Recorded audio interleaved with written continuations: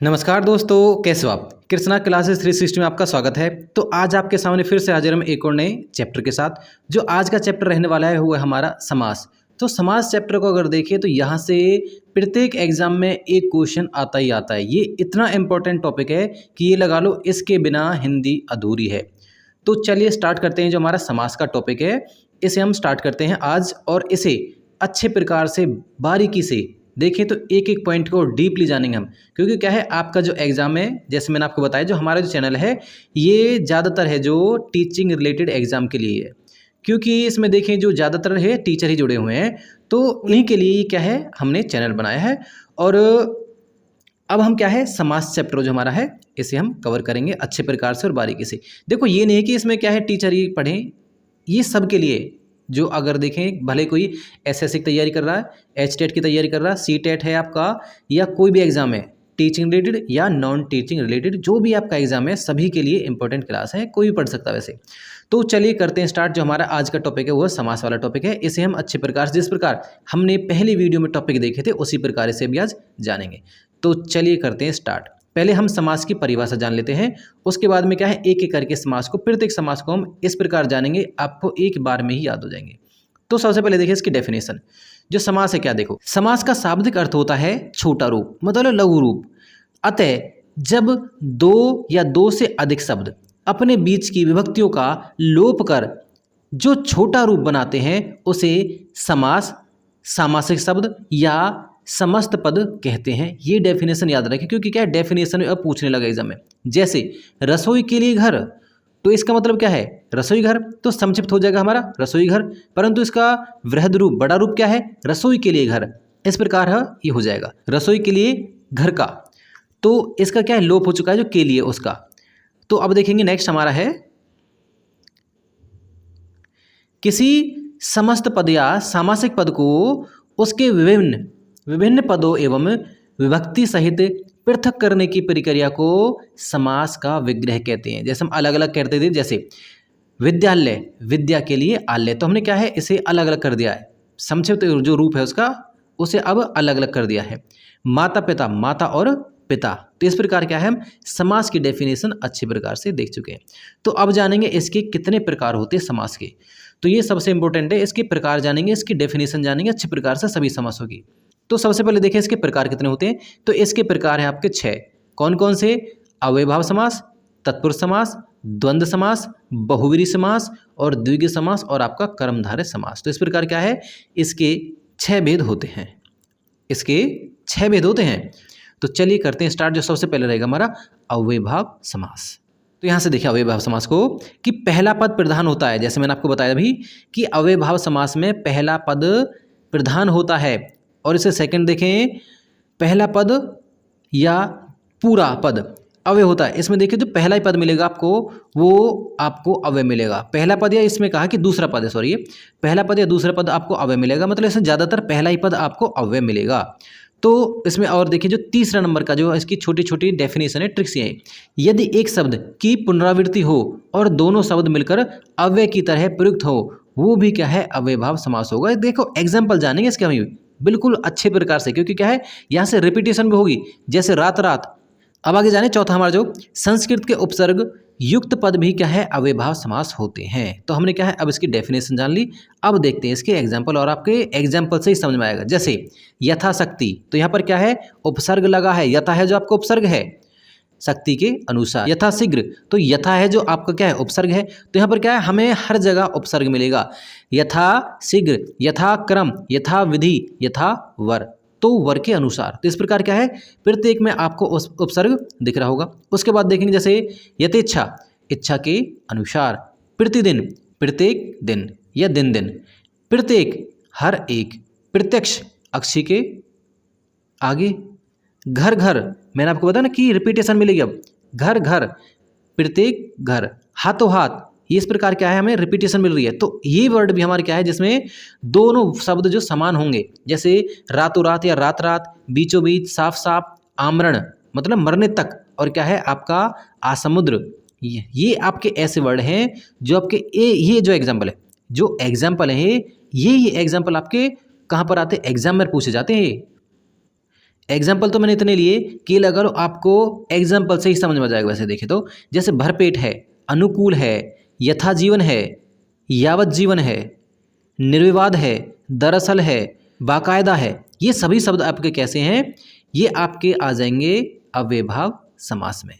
अब देखते हैं हमारा जो सेकंड है तत्पुरुष समास। आई होप आपको क्या है अव्ययभाव समास समझ में आया होगा। तो अब देख लेते हैं हमारा तत्पुरुष समास। तो तत्पुरुष समास की डेफिनेशन देखो।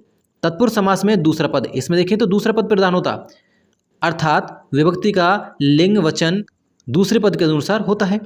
दूसरा देखें, इसका विग्रह करने पर कर्ता व संबोधन, जो हमें पता कारक की विभक्तियां हैं कर्ता और संबोधन, तो हमें पता 8 विभक्ति होती हैं। तो 8 में से क्या है, हम 2 विभक्तियों को छोड़ देंगे। कौन कौन सी, कर्ता और संबोधन आपकी, और बाकी क्या है, ये हमारे तत्पुरुष समास के अंतर्गत आएंगे सारे के सारे। तो इन्हें देख लेते, जान लेते। सबसे पहले हमारा बनेगा, जैसे हमने विभक्ति पढ़ी थी कारक की, आपकी 8 विभक्ति हमने पढ़ी हैं, उन्हें हमने जाना है प्रत्येक को अच्छे प्रकार से। तो अगर आपने वो वीडियो नहीं देखी तो आप उन्हें देखें, क्योंकि क्या है कारक की अगर आपने विभक्ति सीख ली तो आप तत्पुरुष समास आराम से पहचान लोगे।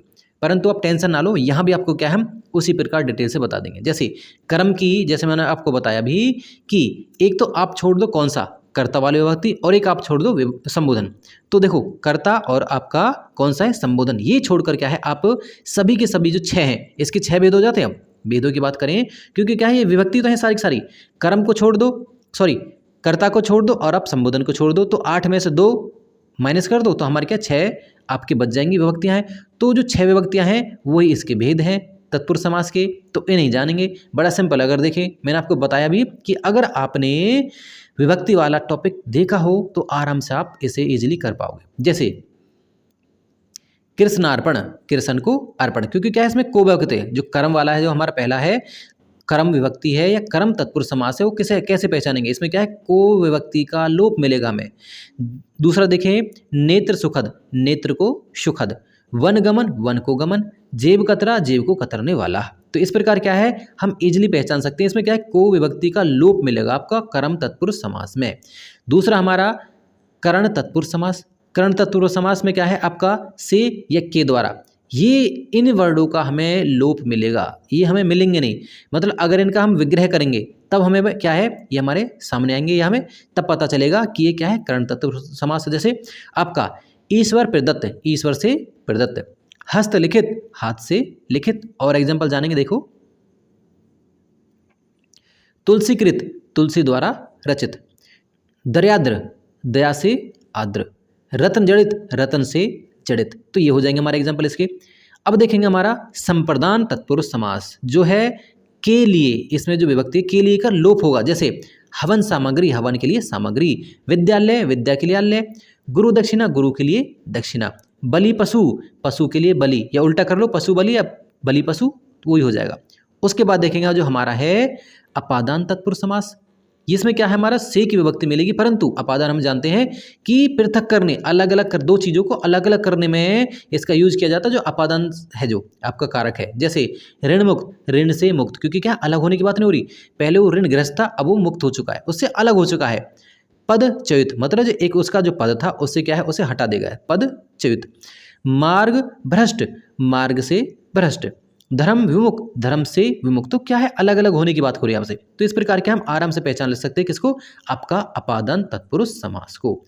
देश निकाला, देश से निकाला, क्योंकि यहाँ पर मैंने बताया आपको अलग होने की बात होगी, तो उसे हम कहते हैं आपका अपादान तत्पुरुष, या आपका अपादान कारक भी यहीं से आप जान ले। उसके बाद देखेंगे हमारा संबंध तत्पुरुष समास। तो क्या है इसमें संबंध दर्शाया गया होगा का के की के द्वारा, तो हमें का के की का लोप मिलेगा। जैसे मंत्री परिषद, मंत्रियों की परिषद, प्रेम सागर, प्रेम का सागर, राजमाता, राजा की माता, आमचूर, आम का चूर्ण, रामचरित, राम का चरित। तो इस प्रकार क्या है इसमें का की जो आपका देख रहे होगे कि का विभक्ति उसका लोप मिल रहा है हमें। अब चर्चा करते हैं हम, नेक्स्ट है हमारा, देखो ये लास्ट हमारा।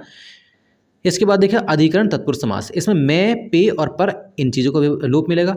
जैसे वनवास, वन का, ये वनवास, वन में वास, जीव दया, जीव पर दया, ध्यान मग्न, ध्यान में मग्न, घुड़सवार, घोड़े पर सवार। तो इस प्रकार क्या है, ये हम सभी अच्छे प्रकार से जान चुके हैं तत्पुरुष समास को। अब देखते हैं हम द्वंद्व समास। द्वंद्व समास इतना आसान है कि ये लगा लो आप अभी एक नैनो सेकंड में जान जाओगे इस द्वंद्व समास को। तो देखो, द्वंद्व का मतलब क्या होता है, युद्ध होना। द्वंद्व का मतलब क्या है, युद्ध होना। जैसे भाई बहन में युद्ध होता है उसी प्रकार का द्वंद्व होगा यहाँ पर। जैसे अगर मैं वर्ड लूँ एक भाई बहन, तो इसमें कौन सा समास होगा बताओ, तो इसमें ही तो है द्वंद्व समास। तो ये है क्या है, यहाँ पर दो शब्द मिलेंगे और दोनों अपोजिट मिलेंगे, तभी तो मैंने कहा है कि द्वंद्व सा में दिखेगा यहाँ पर। द्वंद्व मतलब युद्ध सा मिलेगा। युद्ध का मतलब ये नहीं कि युद्ध हो रहा होगा, नहीं, यहाँ पर दो शब्द मिलेंगे और वो क्या अपोजिट होंगे एक दूसरे के। अगर एक जैसे शब्द हमें मिले, एक जैसे शब्द हमें देखने को मिले जैसे दिन दिन, तो वहाँ पर क्या है अव्ययभाव समास होगा। परंतु द्वंद्व का होगा जैसे दिन रात कर दूं मैं उसका, तो दिन रात में आपका द्वंद्व समास होगा फिर।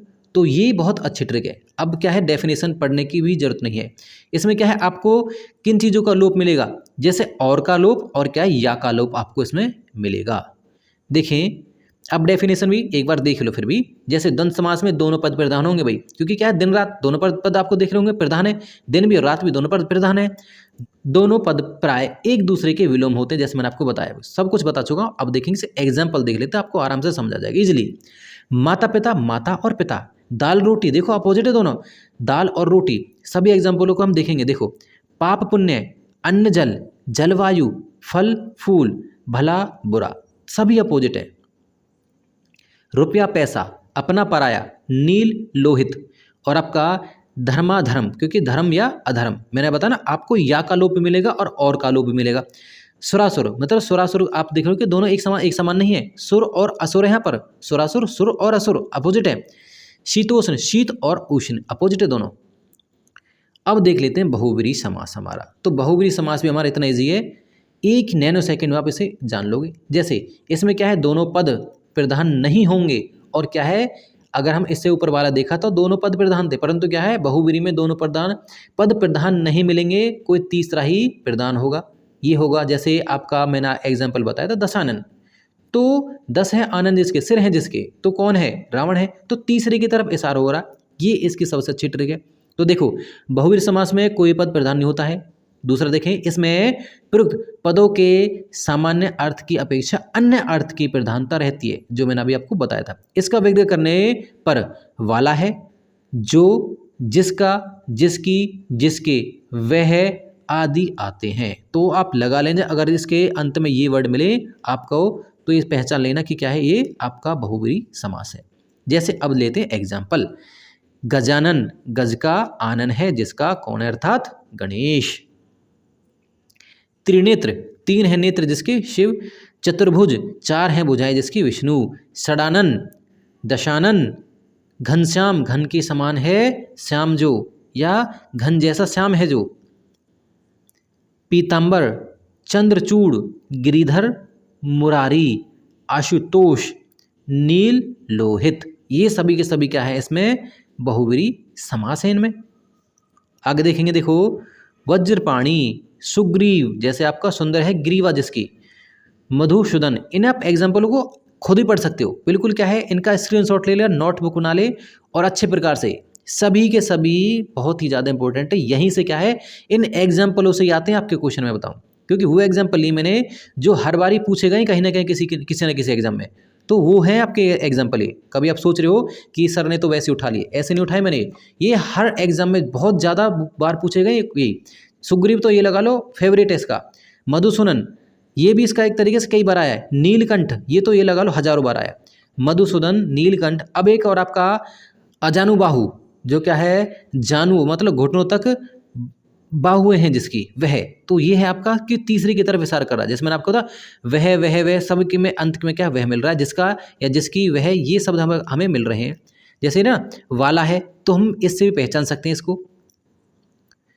एग्जाम्पल और देखें, जैसे महादेव है, मयूरवाहन है, कमल नयन है, कनकटा है, जलज है, ये सभी के सभी क्या है, किस में आ जाएंगे, हमारे बहुव्रीहि समास में हो जाएंगे। अब देखेंगे हमारा द्विगु समास। तो ये भी इतना आसान है, लगा लो बहुत आसान है। इसमें क्या है, कोई ना कोई हमें संख्या मिलेगी भाई, कोई ना कोई हमें इसमें संख्या मिलेगी। अब देखो द्विगु, तो आप देखोगे कि क्या है, इसमें सबसे पहले में द्वि मतलब क्या होता है, दो। तो दो क्या है, एक संख्या ही तो है, 1 2 3 ऐसे प्रकार के। तो इसमें क्या है, संख्या मिलेगी। ये छोटी सी ट्रिक है। तो उसे आप आराम से आसानी से पहचान सकते हो। तो सबसे पहले इसके एग्जाम्पल देख लेते हैं। देखो, दो राहा, दो राहों का समाहार। पक्षद्वय, दो पक्षों का समूह। संपादक द्वय, दो संपादों का समूह। त्रिभुज, तीन भुजाओं का समाहार। त्रिलोचन, त्रिरत्न, ये सभी के सभी इसमें संख्या और योग दिख रहा हो, इसमें क्या है, कोई ना कोई संख्या है। इस प्रकार से जैसा आपका भुवनत्रय, चौमासा, चतुर्भुज। अगर देखें चतुर्भुज में अगर या आपको कई ऐसे आपको वर्ड मिलेंगे जिसमें क्या है आपको थोड़ा सा डाउट होगा कि इसमें क्या है, बहुब्रीहि आएगा या आपका द्विगु समास आएगा, तो आप कन्फ्यूजन ना हो। अगर उसमें बहुब्रीहि समास ना हो तो द्विगु की तरफ जा सकते हो। अगर बहुब्रीहि मिले, आपको लग रहा है कि क्या है ये बहुब्रीहि हो सकता है, तो पहले आप प्रेफरेंस बहुब्रीहि को दें। फिर इसी प्रकार देखें आपका चतुर्वर्ण, पंचामृत, पंचपात्र, पंचवटी, षडभुज, ये सभी के सभी एग्जाम्पल क्या है आपके किस में आ जाएंगे, ये आपका द्विगु समास के हो जाएंगे। तो अब है हमारा जो नेक्स्ट है वो है आपका कर्मधारय, और सबसे इंपॉर्टेंट ये लगा लो, जो आपका कर्मधारय है ये भी इंपॉर्टेंट है। इसकी अगर ट्रिक जाने कर्मधारय की, तो इसमें क्या है, पहला पिछले वाले की विशेषता बताएगा। जैसे मैंने आपको बताया, पहले इसकी हम परिभाषा जान लेते। देखो, कर्मधारय समास एक पद विशेष होता है तो दूसरा पद विशेष्य है। जैसे मैंने आपको बताया ना, पहला पद विशेष है तो दूसरा पद उसके क्या है, विशेषता बताने वाला है। तो ये तो मैंने आपको बताया। इसमें कहीं कहीं उपमेय उपमान का संबंध होता है तथा विग्रह करने पर रूपी शब्द प्रयुक्त होता है। जैसे पुरुषोत्तम, पुरुष रूपी उत्तम, अगर रूपी वर्ड लगा लें तो कोई डाउट नहीं है। जैसे पुरुष है जो उत्तम, इस प्रकार नीलकमल, नीला है जो कमल, इस प्रकार आप लगा सकते हो। महापुरुष, महान है जो पुरुष, ये ऐसे वर्ड हैं जो किस में आएंगे हमारे, वो आएंगे आपका कर्मधारय समास के अंतर्गत। घनश्याम, घन जैसा श्याम, ये भी हमारे किस में आ जाएगा, कर्मधारय में। पीतांबर, पीत है जो अंबर, अगर मैंने आपको बताया अगर इस प्रकार के जो समास हैं ये पीतांबर है जैसे, तो अगर बहुब्रीहि ना दे रखा हो तो इसकी तरफ आप जा सकते हो। ब्रह्मर्षि, महान है जो ऋषि। नराधम, अधम है जो नर। अधमरा, आधा है जो मरा। तो इस प्रकार क्या विग्रह करके देख लें, आराम से इन्हें आप पहचान सकते हो। उसके बाद देखेंगे एग्जाम्पल बहुत हमारे पास, जैसे रक्तांबर, कुमति, कुपुत्र, दुष्कर्म, चरम सीमा, लाल मिर्च, ये सभी के सभी आपको क्या है, कर्मधारय समास में आ जाएंगे। उसके बाद देखें, चर्चा करें, जैसे कृष्ण पक्ष, मंद बुद्धि, शुभागमन, नीलोत्पन्न, नीलोत्पल, मृग नयन। तो ये सभी के सभी क्या है हमारे किसके अंतर्गत आएंगे, ये आएंगे हमारे आपका कर्मधारय के अंतर्गत। तो इस प्रकार क्या है, आज हमने हिंदी ग्रामर में समास का जो टॉपिक है अच्छे प्रकार से और ट्रिक के साथ जान लिया है। अगर आपको वीडियो पसंद आई तो बिल्कुल आप लाइक कर सकते हो और सब्सक्राइब भी कर लें, ताकि क्या है हमें थोड़ा सा मोटिवेशन मिल सके और हम क्या है इसी प्रकार की वीडियो आपके सामने लाते रहें। और अब क्या है, हम जो हमारा नेक्स्ट चैप्टर रहेंगे उनके बारे में, जो हमारे बच्चे कुछ चैप्टर है उनके बारे में हम चर्चा करेंगे। जैसे हमारा छंद का टॉपिक है और अलंकार हैं, ये हमारा टॉपिक भी रह रहे हैं, उन्हें और करेंगे अभी अच्छे से कवर। और अब दीजिए हम विदा और मिलते हैं नेक्स्ट पार्ट में हिंदी व्याकरण के में। अब तक के लिए धन्यवाद।